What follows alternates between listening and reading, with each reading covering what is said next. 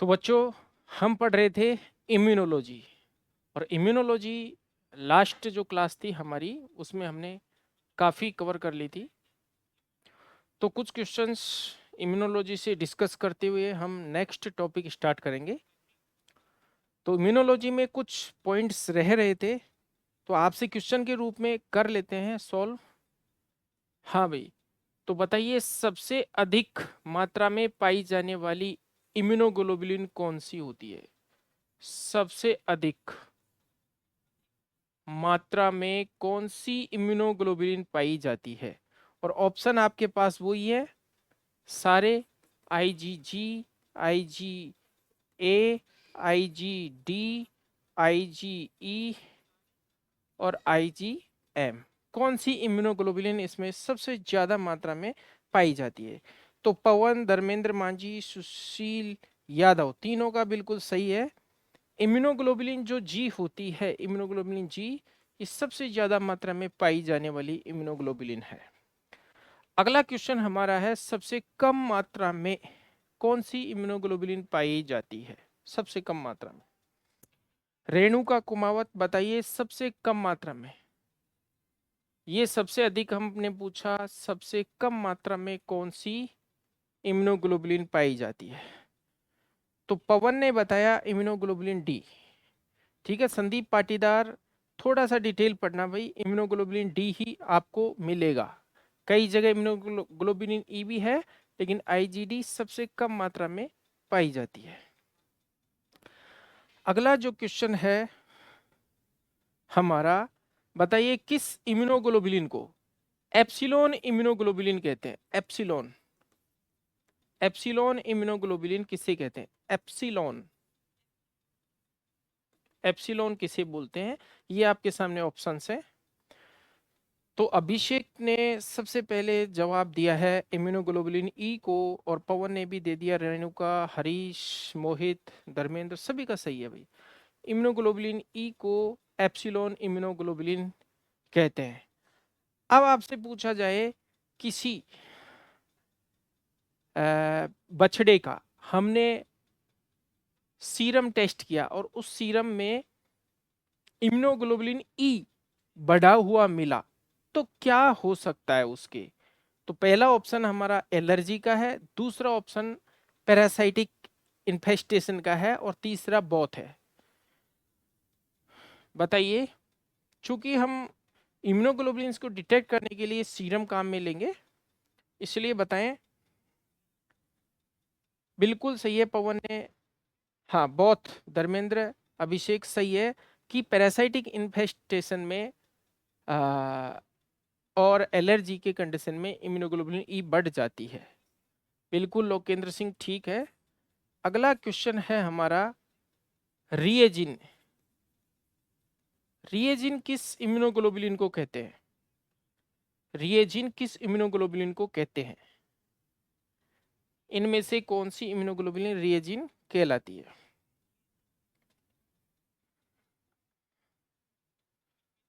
बिल्कुल पवन ने बिल्कुल ठीक आंसर दिया, बिल्कुल इम्यूनोग्लोबुलिन ई को ही कहते हैं। धर्मेंद्र मांझी ने भी ठीक आंसर दिया।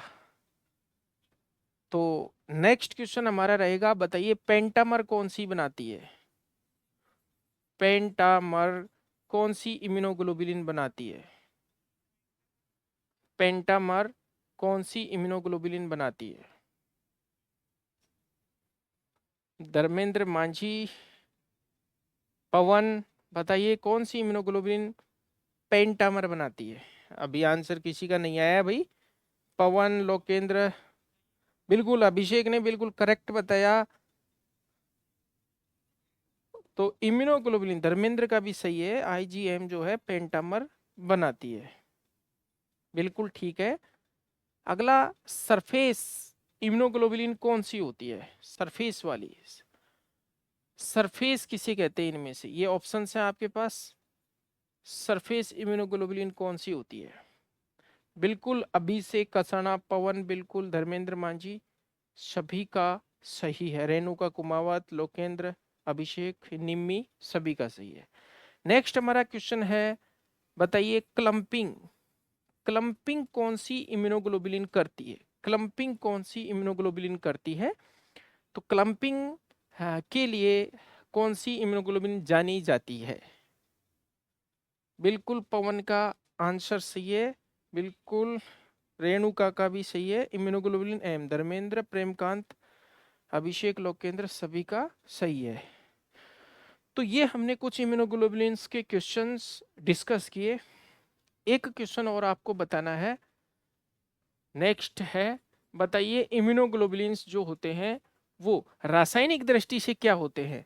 तो ऑप्शन में आपको दे दिया प्रोटीन, बी ऑप्शन में दे दिया एल्ब्यूमिन, ठीक है, ग्लाइकोप्रोटीन दे दिया, ग्लाइकोप्रोटीन दे दिया, सी ऑप्शन में दे दिया आपको लिपिड्स। बताइए क्या होते हैं? D none. इम्यूनोग्लोबुलिन्स क्या होते हैं? Protein, glycoprotein, lipids, none. अच्छा, पवन ने शॉर्ट में लिखा, अभिषेक का भी ठीक है, निम्मी का भी ठीक है, धर्मेंद्र का भी ठीक है। भाई ग्लाइकोप्रोटीन नेचर के होते हैं। कैसे होते हैं? ग्लाइकोप्रोटीन नेचर के।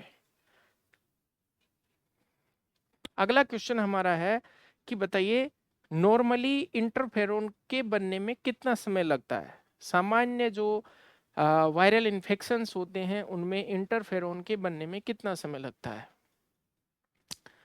चूंकि विषाणु के संक्रमण के फलस्वरूप शरीर की कोशिकाएं इंटरफेरोन बनाती हैं, तो इंटरफेरोन बनने में कितना समय लगता है? बिल्कुल 5 से 7 दिन लगते हैं। ठीक है सभी का, अभिषेक, लोकेंद्र, सभी का सही है इंटरफेरोन के बनने में। अगला क्वेश्चन है लिम्फोकाइंस। लिम्फोकाइंस जो है किन किन डब्ल्यूबीसी, किस प्रकार की डब्ल्यूबीसी द्वारा लिम्फोकाइन स्रावित किया जाता है या बनाए जाते हैं? लिम्फोकाइंस भी केमिकल सब्सटेंस होते हैं, रासायनिक पदार्थ होते हैं जो कि सूक्ष्म जीवों को नष्ट करने में सहायक होते हैं, इन्फेक्शन को रोकते हैं, इन्फेक्शन को बढ़ने से रोकते हैं। तो लिम्फोकाइंस किसके द्वारा? बिल्कुल ठीक है, लिम्फोसाइट्स, लिम्फोसाइट्स के द्वारा। और कौन सी? T lymphocytes. बिल्कुल ठीक है अभिषेक, प्रेमकांत, बहुत अच्छी बात है। अब हम शरीर की जो डिफेंस लाइंस होती है, सुरक्षा पंक्तियां होती हैं, उनके बारे में जान लेते हैं। तो देखिए शरीर में 3 सुरक्षा पंक्तियां होती है। प्रथम सुरक्षा पंक्ति, द्वितीय सुरक्षा पंक्ति और तृतीय सुरक्षा पंक्ति। प्रथम सुरक्षा, first line of defence, second line of defence and third line of defence. तो शरीर अपनी डिफेंस 3 तरह से करता है, सुरक्षा 3 तरह से करता है। जो फर्स्ट लाइन ऑफ डिफेंस है उसमें क्या क्या आता है? उसमें स्किन आती है, जैसे त्वचा है, सूक्ष्म जीवों को या बैक्टीरिया को या माइक्रो ऑर्गेनिम्स को अंदर नहीं जाने देती, यानी एक तरह से हमारी प्रोटेक्शन करती है, हमारे शरीर की या जानवर के शरीर की सुरक्षा करती है। तो स्किन है, साथ में म्यूकस मेम्ब्रेन है, साथ में जो म्यूकस सीक्रेट होता है, ठीक है। इसके अलावा लाइसोजाइम, लाइसोजाइम आपको पता होगा एक एंजाइम होता है जो कि आंसुओं में पाया जाता है, लार में भी पाया जाता है लाइसोजाइम, जो आपको पता है एक तरह से पेनिसिलिन ग्रुप की जो एंटीबायोटिक्स हैं उसकी तरह काम करता है। लाइसोजाइम सेल वॉल को डिस्ट्रॉय करता है, ध्यान रखना। पेनिसिलिन की तरह काम करने वाला बैक्टीरिसाइडल एंजाइम कौन सा है? तो वो लाइसोजाइम है। लाइसोजाइम जो है वो लार में पाया जाता है, आंसुओं में पाया जाता है, इसलिए आंखों को इन्फेक्शन से बचाता है। आपने देखा होगा कई बार कुत्ता जो है अपने घाव को अ, जीभ से चाट करके ठीक कर लेता है, उसका कारण है उसके अंदर एंटीबैक्टीरियल प्रॉपर्टी होती है जो कि लाइसोजाइम एंजाइम के कारण होती है। ठीक है भाई। इसके अलावा गैस्ट्रिक एसिड भरा हुआ होता है स्टमक के अंदर। भोजन के साथ कई बार आपने देखा होगा डॉग है, वल्चर है, गिद्ध है, कुछ स्कैवेंजर श्रेणी के जो जानवर होते हैं काफी सड़ा गंदा भोजन करते हैं। उन मीट में और उन गंदे फूड्स में, सड़े हुए फूड में खूब सारे बैक्टीरिया होते हैं, खूब सारे साल्मोनेला, तरह तरह के बैक्टीरिया होते हैं, लेकिन वो उनको बीमार नहीं कर पाते। क्या कारण है? कि उनका जो गैस्ट्रिक एसिड है वो स्ट्रॉन्ग नेचर का होता है, उसकी पीएच कम होती है और वो उन बैक्टीरियाज को नष्ट कर देता है, सारे माइक्रो नष्ट कर देता है। तो गैस्ट्रिक एसिड जैसे हम बात करें तो हमारे फूड में भी काफ़ी सारे बैक्टीरिया जाते हैं, काफ़ी सारे पैथोजेंस जाते हैं हानिकारक, और उनको किस में नष्ट कर दिया जाता है, गैस्ट्रिक एसिड के द्वारा नष्ट कर दिया जाता है, उनको ख़त्म कर दिया जाता है। तो एक तरह से ये भी प्रोटेक्टिव मैकेनिज्म हो गई। तो ये बहुत सारी जो प्रोटेक्टिव मैकेनिज्म है ये सब किस किस में आती है, फर्स्ट लाइन ऑफ डिफेंस में। अंदर की जो सतह है वो म्यूकस मेम्ब्रेन से कवर होती है, ये भी फर्स्ट लाइन ऑफ डिफेंस में आएगी। अगला जो है सेकंड लाइन ऑफ डिफेंस, जितनी भी फेगोसाइटिक सेल्स है वो किस में आती है, वो सेकंड लाइन ऑफ डिफेंस में आती है। जैसे आपको पता है डब्ल्यूबीसी है, मैक्रोफेजेज है, बहुत सारी है। जैसे डब्ल्यूबीसी को हम डिवाइड करते हैं ग्रेन्युलोसाइट और एग्रेन्युलोसाइट। ग्रेन्युलोसाइट्स के अंदर एसिडोफिल, बेसोफिल और न्यूट्रोफिल्स, ठीक है। एग्रेन्युलोसाइट में लिम्फोसाइट और मोनोसाइट। अब देखो कौन कौन सी फेगोसाइटिक है, एसिडोफिल भी है, बेसोफिल भी है, न्यूट्रोफिल भी है, मोनोसाइट भी है। ये नॉन फेगोसाइटिक होती है लिम्फोसाइट। अब यहाँ पर जो मोनोसाइट है वो सबसे ज्यादा फेगोसाइटिक नेचर की होती है। तो ये सब फेगोसाइटोसिस दर्शाती है, यानी सूक्ष्म जीवों को अब खा करके किल करती है, अपने अंदर लेकर के किल करती हैं। इसके अलावा सेकंड लाइन ऑफ डिफेंस में जैसे फीवर है, स्नीजिंग है, कुछ ऐसी जो रिएक्शंस होती हैं बॉडी की, वो सारी इसी के अंदर आती है।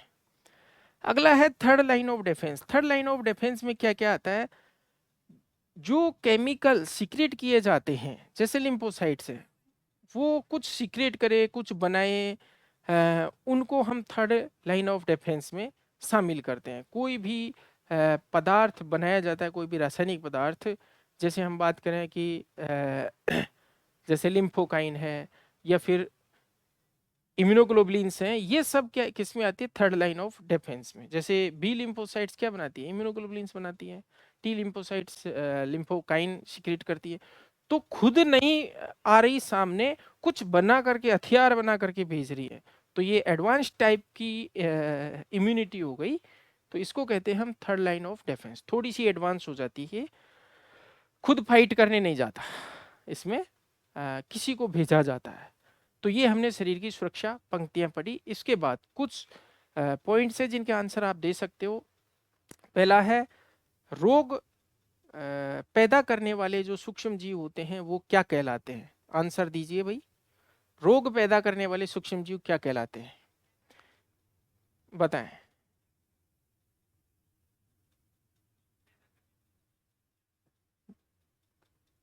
बिल्कुल अभिषेक का सही है, पवन का गलत है भाई। पैथोजेंस कहलाते हैं।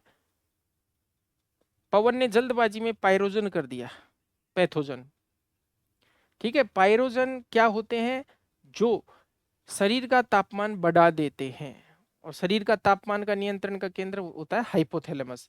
टेम्परेचर बढ़ाने वाले पायरोजन्स कहलाते हैं। अगला प्रश्न हाँ या ना में देना है मेरा आपको। बताइए, क्या क्या सूक्ष्म जीव ही पायरोजन होते हैं, क्या सूक्ष्म जीव ही पायरोजन होते हैं, क्या माइक्रो ऑर्गेनिज्म ही टेम्परेचर को बढ़ा सकते हैं। बिल्कुल सही है, नो। तो देखिए कौन कौन से होते हैं, कुछ ऐसे केमिकल्स होते हैं वो पायरोजन हो सकते हैं। जैसे हमारे जितने भी लेबोरेटरी के इंस्ट्रूमेंट्स बनते हैं, जितने भी ग्लासवेयर्स बनते हैं, उनकी लास्ट में एक टेस्टिंग की जाती है। चूंकि मैंने जो है इस सेक्टर में भी पढ़ाई की है, फार्मा सेक्टर में, तो एक टेस्टिंग की जाती है, पायरोजन टेस्टिंग। पायरोजन टेस्टिंग, तो पायरोजन टेस्टिंग सारे ग्लासवेयर्स की और कई उपकरणों की जाती है कि उसके अंदर कोई टेम्परेचर बढ़ाने वाला पदार्थ तो नहीं है। जैसे हम बात करें जो औषधियां हम भरते हैं, जिनको हम बोलते हैं कंटेनर्स। कोई सिरप आपने भर दी, अब इस सिरप की जो आपने बनाने में जो भी मटेरियल काम में लिया, चाहे वो आपने ग्लास लिया या फिर प्लास्टिक लिया, आपको पता है जो शीशियाँ या कंटेनर या बोतल जो आती है या तो प्लास्टिक की मिलेगी या फिर ग्लास की मिलेगी। तो इस प्लास्टिक या ग्लास का भी पायरोजन टेस्टिंग होता है, ताकि कहीं ऐसा नहीं हो कि आप तो बुखार उतारने के लिए इसके अंदर पैरासीटामोल भर दिया और पता चला इसकी दीवार से पायरोजन निकल के इसमें भर गया और आपने बुखार कम करने के लिए दवा दी और बुखार उल्टा बढ़ गया। ठीक है ना, ऐसा भी तो हो सकता है। तो जो फार्मास्यूटिक्स एक सब्जेक्ट होता है, फार्मा यानी फार्मेसी जो एक सब्जेक्ट होता है या एक सेक्टर होता है फार्मेसी। फार्मेसी में जो 10 सब्जेक्ट्स होते हैं, जैसे फार्माकोलॉजी है, फार्मास्यूटिक्स है, जूरिस्प्रूडेंस है, इसके अलावा फार्माकोग्नोसी है, हॉस्पिटल एंड कम्युनिटी फार्मेसी है, इसके अलावा ह्यूमन एनाटॉमी एंड फिजियोलॉजी, ऐसे सब्जेक्ट्स होते हैं इसमें। तो एक फार्मास्यूटिक्स एक सब्जेक्ट होता है। फार्मास्यूटिक्स में ये पायरोजन टेस्टिंग की जाती है, यानी जो दवाइयाँ बनाने से संबंधित जो विषय होता है उसको हम कहते हैं फार्मास्यूटिक्स। तो ठीक है भाई, रोहित जामरा, हरीश कुशवाहा, धर्मेंद्र मांझी, तो ये हमने ये चैप्टर कंप्लीट किया।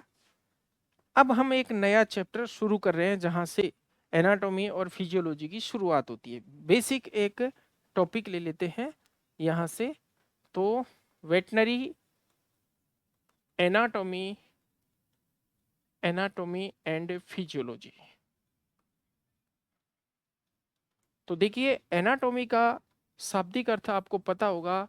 एना का मतलब होता है अपार्ट, और टॉमी का मतलब होता है काटना।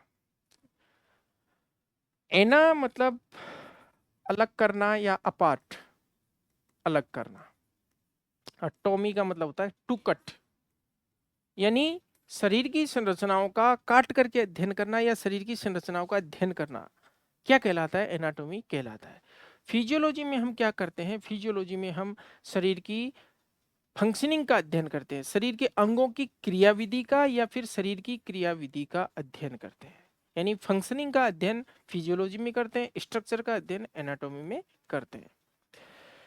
तो कई सारी ब्रांचेज होती हैं जो कि एनाटॉमी से संबंधित है। आपने पढ़ा होगा माइक्रोस्कोपिक एनाटॉमी और मैक्रोस्कोपिक एनाटॉमी। माइक्रोस्कोपिक एनाटॉमी में जो सूक्ष्म दर्शीय संरचनाएं होती है, जो माइक्रोस्कोप के द्वारा देखी जाने वाली संरचनाएं होती है, उनका हम अध्ययन करते हैं। जैसे मान लो साइटोलॉजी की कोई बात आ गई, तो साइटोलॉजी एक माइक्रोस्कोपिक एनाटॉमी का एक प्रकार है। हमने एनाटॉमी को बांट ली माइक्रोस्कोपिक और मैक्रोस्कोपिक। माइक्रोस्कोपिक एनाटॉमी में क्या क्या आता है? साइटोलॉजी और हिस्टोलॉजी। यानी हिस्टोलॉजी और साइटोलॉजी, हिस्टोलॉजी का मतलब होता है ऊतक का अध्ययन, टिश्यू का study of tissue, study of cell, कोशिका का अध्ययन। तो कोशिका का अध्ययन और ऊतक का अध्ययन हम किसकी सहायता से करते हैं? माइक्रोस्कोप की सहायता से करते हैं। माइक्रोस्कोप एक उपकरण होता है, सूक्ष्मदर्शी एक उपकरण होता है, जो छोटी छोटी नन्ही नन्ही वस्तुओं को बड़ा करके दिखाता है, बड़ा करके दिखाता है, बड़ा करता नहीं है, बड़ा करके दिखाता है, तो उसे हम माइक्रोस्कोप कहते हैं। थोड़ा सा इसमें हम डिटेल में पढ़ेंगे। अभी अभी हम फिजियोलॉजी का मतलब हम समझ लेते हैं। जैसे आपने मान लीजिए हार्ट पढ़ा, तो हार्ट की एनाटॉमी पढ़ी कि ये राइट एट्रियम है, ये राइट वेंट्रिकल है, ये लेफ्ट एट्रियम है, ये लेफ्ट वेंट्रिकल है। तो ये तो हो गई इसकी एनाटॉमी, इसके अंदर क्या क्या चीजें हैं कि ये है, ये है, ये इसकी स्ट्रक्चर होती है। अब ये कैसे कार्य करता है, हाउ इट वर्क्स, तो उसको हम पढ़ते हैं फिजियोलॉजी में। तो हम जो आगामी जो सिस्टम्स पढ़ेंगे हम, जैसे हमारे पेंडिंग में है सर्कुलेटरी सिस्टम है, डाइजेस्टिव सिस्टम काफ़ी बड़ा है। तो इन सिस्टम्स को, जैसे एंडोक्राइन सिस्टम है, तो इन सिस्टम्स को हम एनाटॉमी और फिजियोलॉजी को एक साथ पढ़ेंगे। तो आज हम कुछ ब्रांचेज के बारे में जान लेते हैं। वैसे तो आप काफ़ी अच्छी तरह से जानते होंगे, मैं यहाँ पर लिखूंगा और आप बताएंगे कि इसका अध्ययन किस ब्रांच में किया जाता है, क्योंकि बिल्कुल नॉर्मल सा टॉपिक है। तो आप थोड़ा सा टाइप करने में जो है मेहनत करना। तो मैं यहाँ पर लिखता हूँ इसमें किसका अध्ययन किया जाता है? तो बताइए संवेदी अंगों का अध्ययन किसमें किया जाता है? संवेदी अंगों का अध्ययन यानी जो सेंस ऑर्गन्स होते हैं, सेंस ऑर्गन्स, इनकी स्टडी किसमें की जाती है? सुरेश साहू आंसर दीजिए। संवेदी अंग या सेंस ऑर्गन्स कौन कौन से होते हैं जिनको हम ज्ञानेंद्रिया कहते हैं? ज्ञानेंद्रिया आपको पता है कौन कौन से होते हैं? नाक है, कान है, आंख है, आंख है, जीभ है और त्वचा। ये पांच क्या होते हैं? ज्ञानेंद्रिय। एक दो तीन चार पांच, ये पांच क्या होते हैं? ज्ञानेंद्रिया। ये ज्ञानेंद्रिय शरीर में पाए जाते हैं। अगर ये ज्ञानेंद्रिय नहीं हो तो हमें वातावरण में का पता ही नहीं होगा कि वातावरण में ठंड है कि गर्मी है कि कड़वा है कि खट्टा है कि बदबू है कि खुशबू है कि क्या है, कुछ भी पता नहीं चलेगा। तो ये पांच क्या होते हैं? संवेदी अंग। इन संवेदी अंगों के द्वारा हम बाह्य वातावरण का ज्ञान प्राप्त करते हैं, तो इनको हम ज्ञानेंद्रिय कहते हैं। अब आपने एस्थीसियोलॉजी बता दिया कि एस्थीसियोलॉजी एक साइंस होती है, एक सब्जेक्ट होता है जिसमें हम इन सेंस ऑर्गन्स का अध्ययन करते हैं। तो जब हम इन सेंस ऑर्गन्स को डिसेंसिटाइज कर देते हैं, जैसे आपने किसी को एनेस्थेटिक दवा दे दी, कीटामिन दे दिया, जाइलाजिन या फिर इसी प्रकार का कोई सेडेटिव दे दिया, तो ये सेंस ऑर्गन्स धीरे धीरे जो है काम करना बंद कर देते हैं। तो उसका अध्ययन हम करते हैं एनेस्थीसियोलॉजी में।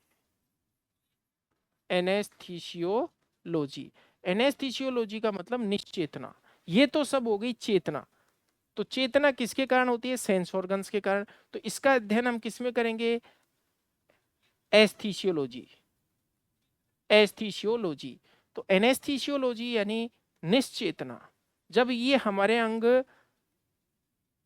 काम करना बंद करेंगे तो हम किस में आ जाएंगे? निश्चेतना में आ जाएंगे, हमारी चेतना लुप्त हो जाएगी। ये अंग का कान, आंख, नाक, जीभ, त्वचा।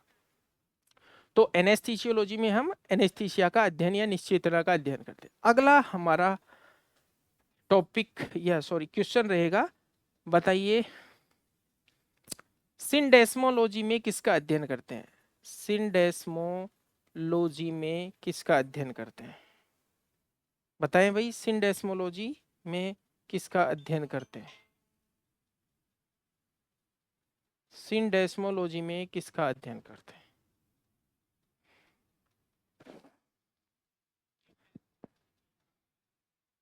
बिल्कुल, पवन ने आंसर दिया। विशाली विश्वकर्मा का भी सही है, जॉइंट्स। और बच्चे आंसर दो, सिंडेस्मोलॉजी में किसका अध्ययन करते हैं हम?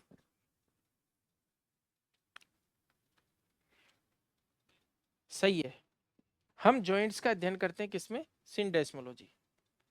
देखिए, सिन का मतलब होता है पास लाना और डेस्मो का मतलब होता है लिगामेंट, लिगामेंट। तो लिगामेंट किसको पास लाते हैं? आपको ये पता है कि बोन को बोन से जोड़ने वाली जो संरचना होती है वो लिगामेंट कहलाती है। ये बोन और ये लिगामेंट। और लिगामेंट आपको पता है कि थोड़े प्रत्यास्थ होते हैं, इलास्टिक होते हैं।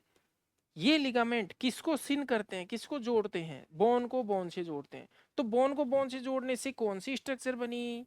बनी भाई जॉइंट बनी। ए दो या दो से अधिक हड्डियां जब आपस में कहीं जुड़ती हैं तो उसको कहते हैं हम जॉइंट। जैसे ये जॉइंट है, एल्बो जॉइंट, इसमें ये रेडियस अल्ना और ये ह्यूमरस जुड़ रही है। तो दो या दो से अधिक यदि बोन कहीं जुड़ती है उसको हम बोलते हैं जॉइंट। और जॉइंट का अध्ययन आर्थ्रोलॉजी कहलाता है। आर्थ्रोलॉजी का ही दूसरा नाम है सिंडेस्मोलॉजी। तो ये आपको ध्यान रखना। अब देखिए यहाँ पर एक चीज और निकल रही है कि लिगामेंट का अध्ययन किस शाखा में करते हैं? लिगामेंट का अध्ययन बताइए किस में करते हैं? पवन, रोहित, सैनी, विशाली, सभी बताएं लिगामेंट का अध्ययन किस में करते हैं? बिल्कुल, निम्मी का आंसर आ गया डेस्मोलॉजी। अभिषेक, लोकेंद्र बिल्कुल ठीक है, डेस्मोलॉजी में करते हैं। अभिषेक कसाना डेस्मोलॉजी में करते हैं, बिल्कुल ठीक है। अब लिगामेंट में जो खिंचाव आता है उसको क्या कहते हैं? क्वेश्चन में से क्वेश्चन निकल रहा है। रोहित जामरा, लिगामेंट में यदि खिंचाव आ जाता है कई बार तो उस समस्या को क्या कहते हैं? बिल्कुल, क्या कहते हैं? स्प्रेन कहते हैं। स्प्रेन कहते हैं, SPRAIN। और आपने एक चीज सुनी होगी, ये बोन है, इस बोन को इस मसल से जोड़ने वाली जो स्ट्रक्चर होती है उसको कहते हैं टेंडन। टेंडन कहते हैं। इस टेंडन के अध्ययन को इस टेंडन में खिंचाव को क्या कहते हैं? आप बताएं भाई, टेंडन में खिंचाव को क्या कहते हैं? टेंडन में कभी कभी खिंचाव आ जाता है। बिल्कुल, सुरेश साहू ने बताया स्ट्रेन। स्ट्रेन, स्ट्रेन कहते हैं। बिल्कुल ठीक है, स्ट्रेन, टेंडन में खिंचाव को। और अगर आपसे मैं पूछूं कि टेंडन में सूजन को क्या कहते हैं? रोहित, वैशाली, हरीश, सभी का सही है। अभिषेक, पवन, सभी का सही है भाई। टेंडन में खिंचाव को क्या कहते हैं? टेंडन में खिंचाव को, सॉरी, सूजन को क्या कहते हैं? बताएं, टेंडन में सूजन को क्या कहते हैं? किसी ने भी नहीं बताया। बिल्कुल, पवन का ठीक है, टेंडिनाइटिस या टीनाइटिस। बिल्कुल सही है, टीनाइटिस या टेंडिनाइटिस। पवन का भी ठीक है और प्रेमकांत का भी ठीक है। टीनाइटिस या अब देखिए, अब मैं आपको बता देता हूँ। देखिए, जैसे हार्ट का अध्ययन कार्डियोलॉजी में करते हैं, फेफड़ों का अध्ययन पल्मोलॉजी में करते हैं, स्किन का अध्ययन डर्मेटोलॉजी में करते हैं, बालों का अध्ययन ट्राइकोलॉजी में करते हैं, जॉइंट्स का अध्ययन आर्थ्रोलॉजी में करते हैं, स्तन ग्रंथियों का अध्ययन मेस्टोलॉजी में करते हैं, मेस्टोलॉजी में, किडनी का अध्ययन नेफ्रोलॉजी में करते हैं, मूत्र उत्सर्जन तंत्र का अध्ययन यूरोलॉजी में करते हैं, किडनी का नेफ्रोलॉजी और मूत्र उत्सर्जन तंत्र का यूरोलॉजी में। ऐसे ही नर जनन तंत्र, मेल रिप्रोडक्टिव सिस्टम का अध्ययन करते हैं एंड्रोलॉजी में। मादा जनन तंत्र का अध्ययन करते हैं गायनेकोलॉजी में, गायनेकोलॉजी में। इसी तरह से पेशियों या मसल्स का अध्ययन करते हैं मायोलॉजी में। तो ये जो कई सारी ब्रांचेज हैं छोटी मोटी, वो आपको थोड़ा सा टॉपिक के साथ भी ध्यान रह जाएगी। जैसे ब्लड का अध्ययन करते हैं हिमेटोलॉजी में, रक्त का अध्ययन किसमें करते हैं? हिमेटोलॉजी में। अब कैंसर का अध्ययन आप बता सकते हैं कि स्टडी ऑफ कैंसर क्या कहलाता है? बताएं भाई, संदीप, रोहित, लोकेंद्र, धर्मेंद्र, पवन, विशाली, हरीश, कैंसर का अध्ययन किसमें करते हैं? यह क्या कहलाता है? अभिषेक ने, धर्मेंद्र ने और प्रेमकांत ने और मनमोहन, लोकेंद्र, रोहित है, सभी का सही है। ओंकोलॉजी में हम कैंसर का अध्ययन करते हैं। बताइए, कोशिका का अध्ययन किसमें करते हैं? कोशिका का, रोहित, अभिषेक, सभी का सही है। विशाली, ओंकोलॉजी में करते हैं कैंसर को। सेल का अध्ययन किसमें करते हैं? बिल्कुल ठीक है, साइटोलॉजी में। और टिश्यू का अध्ययन या ऊतक का अध्ययन हम किस में करते हैं? हिस्टोलॉजी में। ठीक है। अब हम जो पूछ रहे हैं उस क्वेश्चन का आप आंसर दीजिए। पशु के व्यवहार का अध्ययन किसमें किया जाता है? पशु के व्यवहार का अध्ययन किसमें किया जाता है? मनमोहन राजपूत, धर्मेंद्र मांझी, बताइए। ज्योति मोहरे, बिल आप थोड़ा सा बैक रह गए, आपके शायद इंटरनेट की कमी है उधर। इथोलॉजी में। विशाली ने बिल्कुल सही बताया, इथोलॉजी में। निम्मी ने गलत बताया। प्रेमकांत का भी ठीक है, हरीश का भी ठीक है, पवन का भी ठीक है। अब निम्मी के आंसर से हम स्टार्ट कर देते हैं कि काइनेसियोलॉजी में किसका अध्ययन किया जाता है। इन्होंने काइनेसियोलॉजी लिखा है, काइनेसियोलॉजी जो निम्मी का आंसर था। तो बताइए, काइनेसियोलॉजी में किसका अध्ययन करते हैं? बिल्कुल ठीक है, मूवमेंट का अध्ययन करते हैं। बिल्कुल सही है, मूवमेंट का अध्ययन करते हैं। तो ये बहुत सारी क्या होती है, ब्रांचेज होती है। अब इसमें भी कई सारी हैं, जैसे इटियोलॉजी है, रोग के कारक का अध्ययन इटियोलॉजी है। रोग विज्ञान को हम पैथोलॉजी कहते हैं। परजीवी विज्ञान को हम पैरासाइटोलॉजी कहते हैं। तो ये छोटी मोटी चीजें हैं। अब हम स्टार्ट करते हैं साइटोलॉजी से। तो साइटोलॉजी हमारा नया टॉपिक रहेगा। साइटोलॉजी 2 या 3 दिन का टॉपिक है। साइटोलॉजी से हम शुरू कर रहे हैं साइटोलॉजी। कई बार क्वेश्चन बन जाता है साइटोलॉजी से।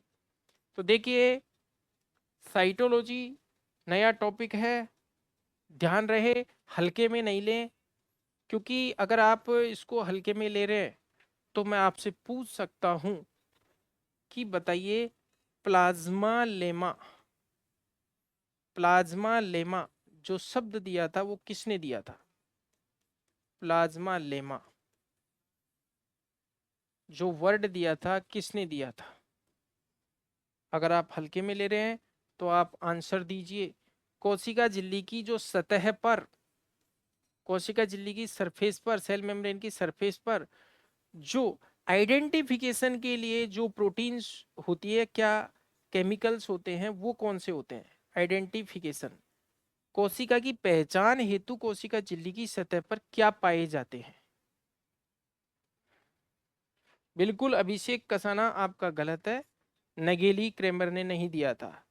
और हरीश कुशवाहा का भी गलत है कि नगेली क्रेमर, ये एंटोनी वॉन लीeuwenhoek। हाँ नहीं आता है तो हम बता देते हैं, ठीक है। प्लो नामक वैज्ञानिक थे, प्लो, उन्होंने क्या दिया था? प्लाज्मा लेमा शब्द दिया था। तो थोड़ा सा हम डिस्कस कर लेते हैं सेल को। तो देखिए सेल के बारे में आप सब जानते हो कि हम जो सेल पढ़ेंगे वो कौन सी पढ़ेंगे? एनिमल सेल पढ़ेंगे, एनिमल सेल पढ़ेंगे, क्योंकि प्लांट से हमें ज़्यादा यहाँ पर मतलब नहीं है। वेटनरी में हम चूंकि एनिमल साइंस और वेटनरी में हम डोमेस्टिक एनिमल्स के बारे में पढ़ते हैं, तो एनिमल है तो एनिमल है तो हम एनिमल सेल पढ़ेंगे। अब आपको पता होना चाहिए एनिमल सेल का जो बाहरी जो आवरण होता है उसको क्या कहते हैं? उसको कहते हैं सेल मेम्ब्रेन कहते हैं। और अगर यहाँ प्लांट होता तो उसके चारों तरफ एक सेल वॉल पाई जाती है।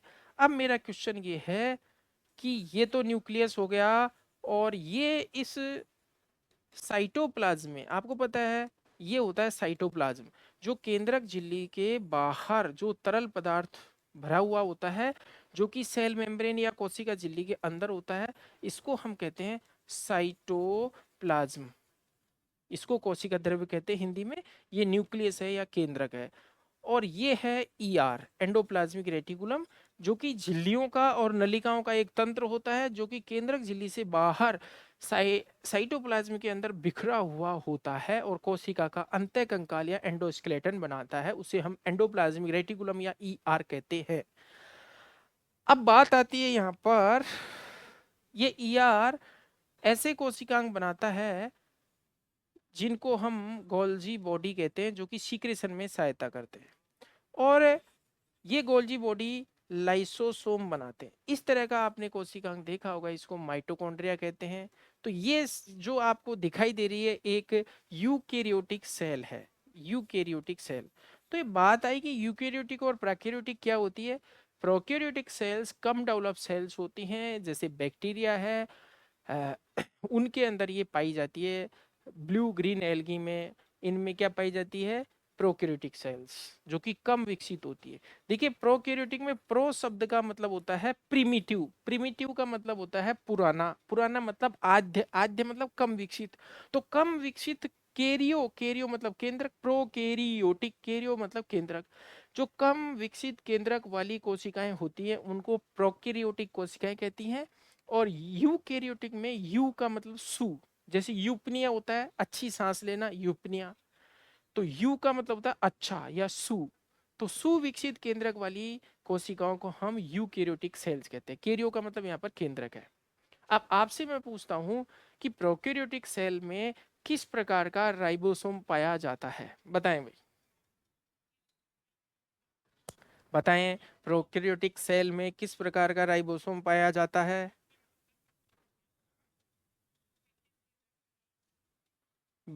बिल्कुल गलत पवन का, बाकी बच्चों का सही है। पवन ने थोड़ा जल्दबाजी में आंसर दिया, सुशील का भी गलत। अब एक बात बताओ, आप सेल बायोलॉजी को हल्के में ले रहे थे, ले रहे थे मन में क्या साइटोलॉजी पढ़ेंगे? 70 है, और वाह। तो देखिए प्रोकैरियोटिक सेल्स में जो राइबोसोम का प्रकार होता है वो 70S होता है, और यूकेरियोटिक में 80S होता है। इस 70S के दो जो पार्ट होते हैं 50 और 30 होते हैं, और इसके 60 और 40 होते हैं। ये सब यूनिट्स होती हैं, सब यूनिट्स होती हैं। और आपको तो ये आना ही चाहिए था, शायद कल परसों भी आया था ये, कहीं ना कहीं राइबोसोम का जिक्र हुआ था। क्योंकि जब आप फार्माकोलॉजी जैसा सब्जेक्ट पढ़ रहे हो, फार्माकोलॉजी में कीमोथेरेपी पढ़ रहे हो, कीमोथेरेपी में भी आप एंटीबायोटिक्स पढ़ रहे हो, तो एंटीबायोटिक्स की मैकेनिज्म ऑफ एक्शन कहाँ कहाँ कौन सी काम करती है, 30 पर कौन सी करती है, 50 पर कौन सी करती है, इतना पता होना चाहिए। तो आपको राइबोसोम की सब यूनिट्स तो मालूम होनी चाहिए। हाँ ठीक है भाई, अब आगे बढ़ते हैं हम कि प्रोकैरियोटिक सेल्स में जो सेंट्रियोल होता है वो किस तरह का होता है। दो ऑप्शन है, 9+0, 9+2। इसमें से बताना आपको प्रोकैरियोटिक वाला कौन सा है, ए वाला है या बी वाला है। प्रोकैरियोटिक का जो सेंट्रियोल है वो किस प्रकार का होता है। बिल्कुल, अभिषेक कसाना ने तो टाइप भी कर दिया, ए वाला 9+। अभिषेक प्रेमकांत विशाली, ठीक है, ठीक है, चंचल चित्तौड़ा, ठीक है भाई, ये वाला होता है किसका, प्रोकैरियोटिक का। तो प्रोकैरियोटिक जो सेल्स होती है उसमें बहुत सारी चीजें कम डेवलप होती है, एब्सेंट होती है। जैसे आपसे बात करूं मैं, जो एंडोप्लाज्मिक रेटिकुलम है प्रोकैरियोटिक में एब्सेंट, गोल्जी बॉडी है प्रोकैरियोटिक में एब्सेंट। इसके अलावा अ, ये वाला जो लाइसोसोम है प्रोकैरियोटिक में एब्सेंट, बहुत सारी चीजें एब्सेंट होती हैं। माइटोकॉन्ड्रिया भी दूसरे रूप में पाया जाता है, मीसोसोम के रूप में पाया जाता है, जो कि क्या है, श्वसन करने में सहायक होता है। हाँ, ये न्यूक्लियस होता तो है, लेकिन ये कम डेवलप होता है, और जो इसकी मेम्ब्रेन है ये एब्सेंट होती है। देखिए, प्रोकैरियोटिक सेल्स में जितने भी ऑर्गेनेल्स होते हैं, कोशिका के अंग होते हैं, वो झिल्ली बिना झिल्ली के होते हैं, यानी मेम्ब्रेन लेस सेल ऑर्गेनेल्स पाए जाते हैं। इसके अलावा ये जो न्यूक्लियस है उसमें जो प्रोटीन होता है वो प्रोलामिन प्रोटीन होता है, ना कि हिस्टोन। यूकेरियोटिक कोशिका में हिस्टोन प्रोटीन पाया जाता है। हिस्टोन प्रोटीन का पाया जाना कोशिका का विकसित होने का एक प्रमाण है। तो यूकेरियोटिक कोशिका में हिस्टोन, प्रोकैरियोटिक में प्रोलामिन। और जो डीएनए होता है वो या तो सर्कुलर होता है और एक से ज्यादा रूप में पाया जाता है। जीन्स पाए जाते हैं वो जोड़े में नहीं पाए जाते हैं, यानी जो इसका जेनेटिक मटेरियल होता है वो एन होता है, हैप्लॉइड होता है हमेशा। जबकि यूकेरियोटिक में ज्यादातर डिप्लॉइड होता है। और कुछ जो सेल्स होती है जैसे स्पर्म है, ओवम है, जो कि मियोसिस के द्वारा बनती हैं, उनमें हैप्लॉइड जीनोम पाया जाता है। तो ये सब चीजें आपको पता होगी। इसके अलावा इसकी बात करें तो हम ज्यादातर जो प्रोकैरियोटिक सेल्स होती हैं उनमें सेल वॉल भी देखने को मिलती है। बैक्टीरिया के ऊपर सेल वॉल पाई जाती है, इसलिए बैक्टीरिया को हम प्लांट किंगडम में रखते हैं, पादप जगत में रखते हैं। बैक्टीरिया की जो सेल है इस तरह से आपने देखी होगी, इसमें सेल वॉल पाई जाती है। हम आपको दिखा ही देते हैं कि क्या होता है, कैसी होती है। तो यहाँ पर आप 30 सेकंड का सब्र करें।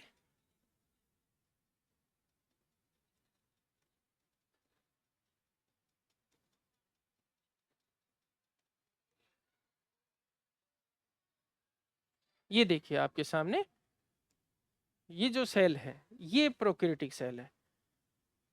ठीक है, प्रोकैरियोटिक में राइबोसोम तो है लेकिन 70S है, सेल मेम्ब्रेन है, सेल वॉल है, ये बाहर जो आउटर कवरिंग है, कैप्सूल है, इस पर छोटे छोटे से रेसे समान संरचनाएं पाई जाती है जिनको फिम्बरी कहते हैं।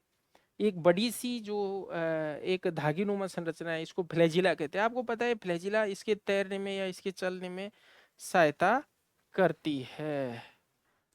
देखिए और इमेजेस हम देखते हैं, ये सारे बैक्टीरिया आपके सामने, ये बैक्टीरिया है, ये सारे प्रोकैरियोटिक सेल्स है।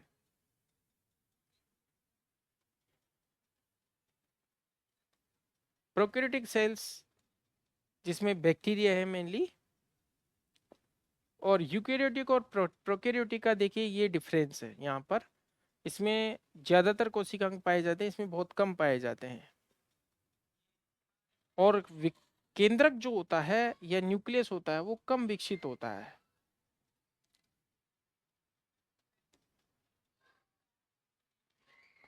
तो जेनेटिक मटेरियल जो होता है प्रोकैरियोटिक में मेम्ब्रेन बाउंडेड नहीं होता है, झिल्ली में नहीं होता है, सिंपल होती है प्रोकैरियोटिक सेल।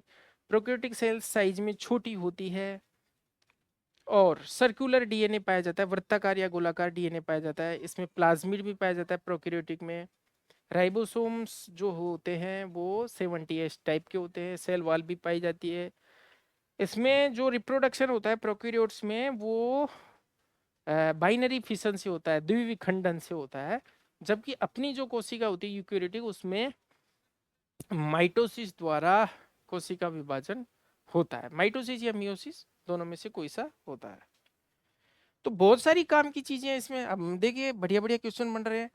प्लाज्मिड जो कि वृत्ताकार या सर्कुलर होता है वो प्रोकैरियोटिक सेल्स में पाया जाता है। छोटी होती है, स्मॉल होती है। यहाँ से छोटी से क्या मतलब निकला, देखो मैं आपको बताता हूँ कि भाई जैसे हमारी कोशिका ये है, इसकी जो साइज होती है 50 से लेकर के और 100 जो है माइक्रोन होती है।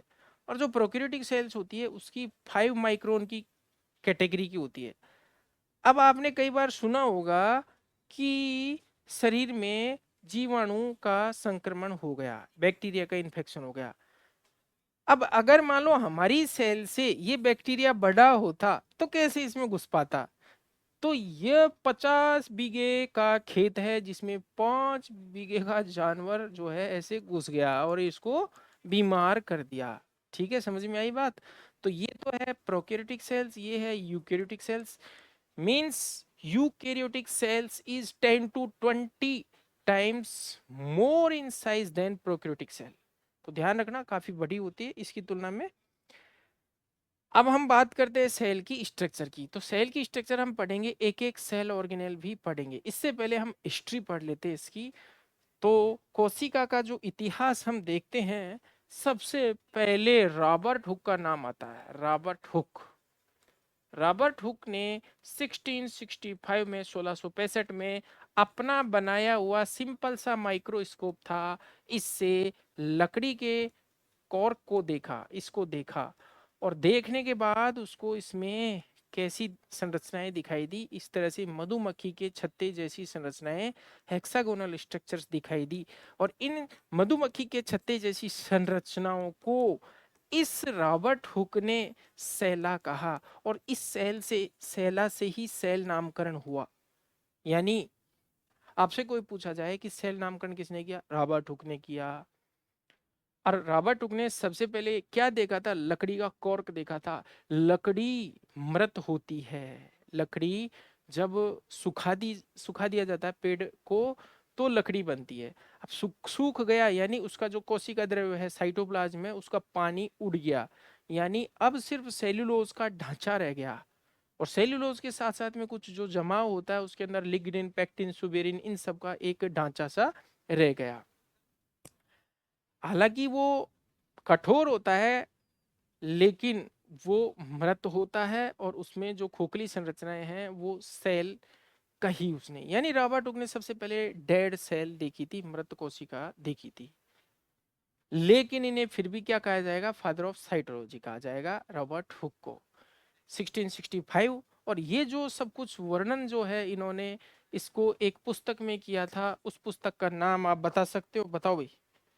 रॉबर्ट हुक ने कौन सी पुस्तक में अपने इस वाले प्रयोग का वर्णन किया था।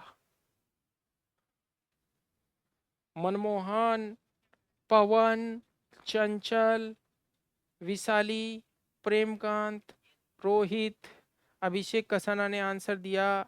बिल्कुल ठीक है, अभिषेक प्लेन ने भी आंसर दिया कि सर वो थी किताब माइक्रोग्राफिया। बिल्कुल ठीक है, माइक्रोग्राफिया नाम की पुस्तक में विशाली ने भी आंसर दिया। माइक्रोग्राफिया नाम की पुस्तक में ये सब इसने वर्णन किया था। क्लियर है। अब हम कहते हैं कि भाई जो साइटोलॉजी वर्ड है ये कहाँ से आया। हालांकि जो एमपी के बच्चे हैं उनको साइटोपैथोलॉजी पढ़नी चाहिए, और साइटोपैथोलॉजी के अलावा उनको एक्सफोलिएटिव पैथोलॉजी या एक्सफोलिएटिव साइटोलॉजी और साथ में इंटरवेंशन साइटोलॉजी के बारे में भी पता होना चाहिए। थोड़ा सा मैं इनके बारे में आगे बता दूंगा। हम तो अभी प्लेन साइटोलॉजी पढ़ रहे हैं, प्लेन साइटोलॉजी पढ़ रहे हैं, बायोलॉजी की तरह, जूलॉजी की तरह। उसके बाद जो हमारे जो यूज वाली जो ब्रांचेज हैं, जो जिनका पैथोलॉजी में उपयोग होता है, वो हम और डिस्कस कर लेंगे लास्ट में। तो देखिए ये जो साइटोलॉजी शब्द है वो काइटोस से आया है, काइटोस से। और जो तिब्बत वाले जो क्षेत्र में या चाइना साइड में छोटे छोटे कमरे होते हैं मॉन्क्स के लिए, मॉन्क्स जो वहाँ पादरी वगैरह पूजा करते हैं उनके लिए छोटे छोटे रूम बने हुए होते हैं जिनमें वो तपस्या करते हैं या रहते हैं, उनको काइटो कहा जाता है। काइटो का मतलब है खोखला स्थान, खोखला स्थान, होलो स्पेस। तो ये काइटो से साइटोलॉजी वर्ड बना है और सेला से सेल बना है। तो ये हो गई इसकी हिस्ट्री। थोड़ा सा हम बात करते हैं कि मृत कोशिका को जब रॉबर्ट हुक ने खोजा, तो ल्यूवेन हुक ने जीवित कोशिका खोजी थी सबसे पहले। जीवित कोशिका किसने खोजी सबसे पहले? लिविंग सेल खोजी ल्यूवेन हुक ने। ये ल्यूवेन हुक भी क्या है, क्या करता रहता था, इसी रॉबर्ट हुक की तरह खुद का एक सिंपल जो लेंस होता है वो बनाता था और उससे चीजें देखता था। तो इसमें इनका इंटरेस्ट था ल्यूवेन हॉक का। तो इन्होंने क्या क्या देखा, इन्होंने कीचड़ का पानी लिया, उसका सैंपल लिया, उसमें जीवाणु की खोज की, बैक्टीरिया की खोज की, बैक्टीरिया की खोज की। इसके अलावा गंदे पानी से स्वच्छ पानी से इन्हें प्रोटोजोआ मिला, प्रोटोजोआ। ठीक है, ये भी यूनिसेल्युलर ऑर्गेनिज्म होता है। इसके अलावा इन्होंने स्पर्म की भी खोज की। अब जब ये खोज करते थे, इनको कुछ दिखता था, तो ये और थोड़ा आगे बढ़े, और थोड़ा आगे बढ़े, तो इसने स्पर्म भी खोज डाला, स्पर्मेटोजोआ, शुक्राणु भी खोज लिया इन्होंने। तो इन सब की खोज किसने की? ल्यूवेन हुक ने की, एंटोनी वॉन ल्यूवेन हुक ने की। इसके बाद हम कुछ माइक्रोस्कोप्स की बात करते हैं। सिंपल माइक्रोस्कोप के खोजकर्ता कोई नहीं है, आपको बिल्कुल याद नहीं रखना है। कंपाउंड जो माइक्रोस्कोप है उसके खोजकर्ता, सिंपल माइक्रोस्कोप में होता क्या है, मात्र एक लेंस होता है।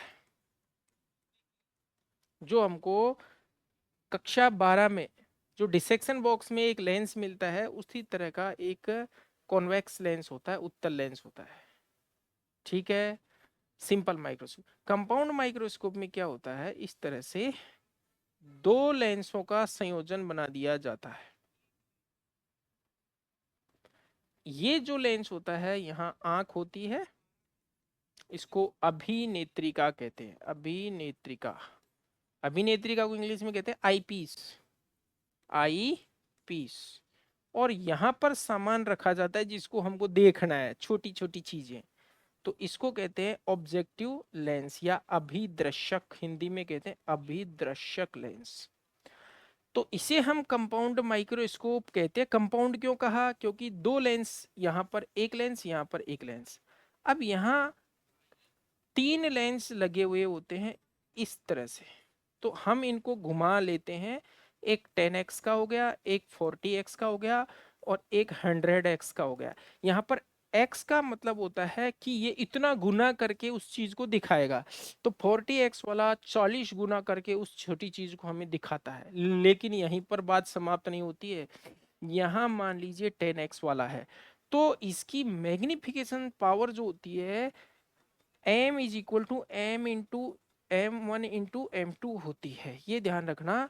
अगर यहाँ पर 10x वाला आपने काम में लिया, यहाँ पर 40x वाला काम में लिया, तो इसकी कुल आवर्धन क्षमता या इसको कितना बड़ा करके दिखाएगा, तो वो देखिए m is equal to 10 into 40 यानी कि 400 गुना करके ये दिखाएगा। तो ये थोड़ा सा आपको पता होना चाहिए।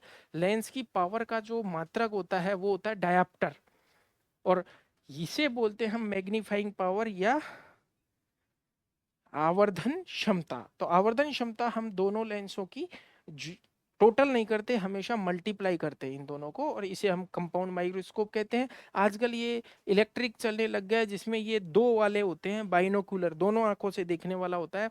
पहले एक आंख से देखने वाला होता था ऐसे। और इसे हम प्रकाश सूक्ष्मदर्शी भी कहते हैं, क्योंकि इसमें यदि सूर्य का प्रकाश का हम ले रहे हैं, जो कि आजकल नहीं लेते, आजकल तो वो वाला ही लेते हैं। अब इसकी खोज किसने की थी, तो आपको ध्यान रखना है, जेड जेनसन और एच जेनसन ने इसकी खोज की थी। Who discovered compound microscope?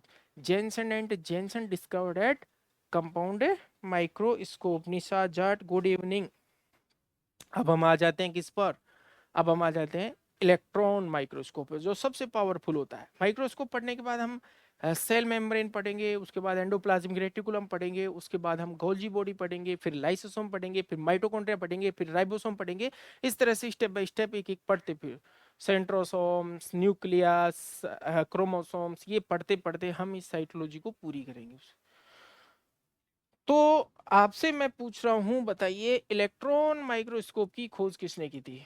Electron microscope की खोज, electron microscope discovered by, answer दो भाई, बताओ बताओ। Electron microscope discovered by Nisha Jat, Abhishek, knoll and Ruska. Lokendra Singh बिल्कुल सही है, नॉल एंड रस्का। ये वो जोड़े वाले साइंटिस्ट है, ये गुरुजी ये चेले हैं। जैसे सिंगर और निकोलसन, डेनियली और डाउसन, वाटसन और क्रिक हैं। बच्चा खोज कर देता था, गुरुजी का साथ में नाम आ जाता था। नोलैंड रस का। इलेक्ट्रॉन माइक्रोस्कोप की जो विभेदन क्षमता होती है, डिफ्रेंशिएशन पावर होती है, इसकी विभेदन क्षमता होती है, वो लगभग 5 एंगस्ट्रॉम की कोटि की होती है। 1 एंगस्ट्रॉम का मतलब होता है 10⁻⁻10 मीटर।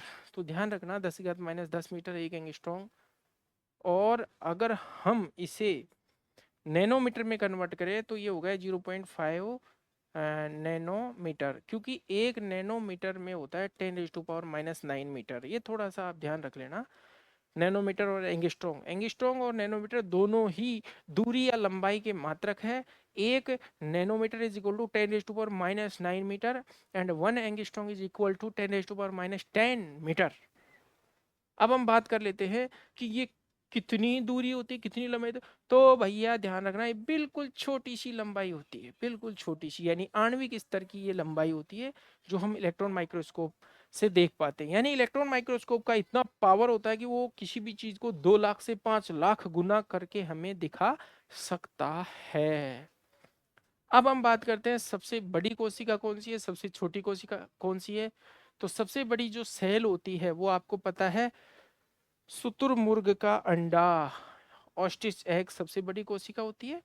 और सबसे छोटी कोशिका, अब आप बताइए सबसे छोटी कोशिका कौन सी होती है भैया? स्मॉलेस्ट सेल कौन सी होती है? बताएं भाई, स्मॉलेस्ट सेल कौन सी होती है? बिल्कुल अभिषेक ने बता दिया, पीपीएलओ। पीपीएलओ का मतलब एक प्रकार का क्या है, माइकोप्लाज्मा।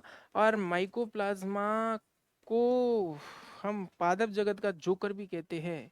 ये होते तो बैक्टीरिया है, लेकिन इनमें सेल वॉल नहीं पाई जाती, सेल वॉल एब्सेंट होती है। माइकोप्लाज्मा का एक प्रकार है पीपीएलओ। और पीपीएलओ की फुल फॉर्म आपको पता होगा, pleuro pneumonia like organism. Pleuro pneumonia like organism, ये भेड़ बकरियों में जो बीमारी पैदा करते हैं, CCPP, और गाय भैंसों में CBPP बीमारी पैदा करते हैं। Contagious caprine pleuropneumonia, contagious bovine pleuropneumonia, इस तरह की बीमारी पैदा करने वाला एक माइकोप्लाज्मा जो होता है। माइकोप्लाज्मा के बारे में आपको ध्यान रखना है कि माइकोप्लाज्मा पर पेनिसिलिन प्रभावी नहीं होती, क्योंकि माइकोप्लाज्मा में सेल वॉल होती ही नहीं है। और पेनिसिलिन का काम होता है सेल वॉल पर। ये थोड़ा सा अपने साइड में जानकारी दी आपको। अब हम आगे इसमें बढ़ते हैं, पढ़ते हैं और बढ़ते हैं। बताएं भाई, सबसे लंबी कोशिका, लॉन्गेस्ट सेल कौन सी है? लॉन्गेस्ट सेल, लॉन्गेस्ट सेल होती है, बताएं भाई, लॉन्गेस्ट सेल कौन सी होती है?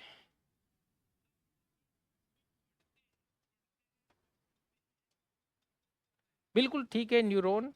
और न्यूरॉन भी किसकी, जो जिराफ की गर्दन होती है उसकी न्यूरॉन सबसे लंबी होती है, जिराफ की नेक वाली जो न्यूरॉन्स होती है वो सबसे लंबी होती है। बिल्कुल, हमने ये बेसिक डिस्कशन कर लिया। अब छोटा सा आप और बता दीजिए, नर के शरीर में पाई जाने वाली सबसे स्मॉलेस्ट सेल कौन सी होती है? मेल के शरीर में सबसे छोटी कोशिका होती है स्पर्म, शुक्राणु। शुक्राणु सबसे छोटी कोशिका होती है। और अगर मादा की बात करें तो मादा के शरीर में पाई जाने वाली सबसे बड़ी पूछे तो ये अंडाणु होती है। और अंडाणु जो होता है या ओवम होता है स्पर्म की तुलना में 6 गुना होता है। थोड़ा सा ध्यान रख लेना, ये बेसिक चीजें हैं। नेक्स्ट क्लास में हम सेल मेम्ब्रेन से स्टार्ट करेंगे। सेल मेम्ब्रेन को बहुत डिटेल में पढ़ेंगे। कोई भी क्वेश्चन इन चीजों से बाहर से बाहर नहीं जाएगा। ठीक है भाई। तो जिन बच्चों ने लेट ज्वाइन किए क्लास, वो इस रिकॉर्डिंग को हम अपलोड करेंगे, उसमें देख लेना।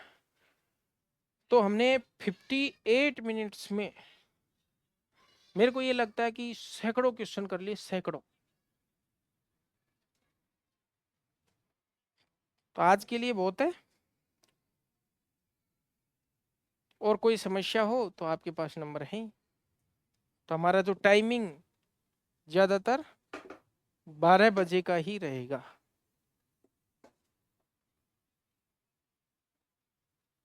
हाँ भाई, ठीक है।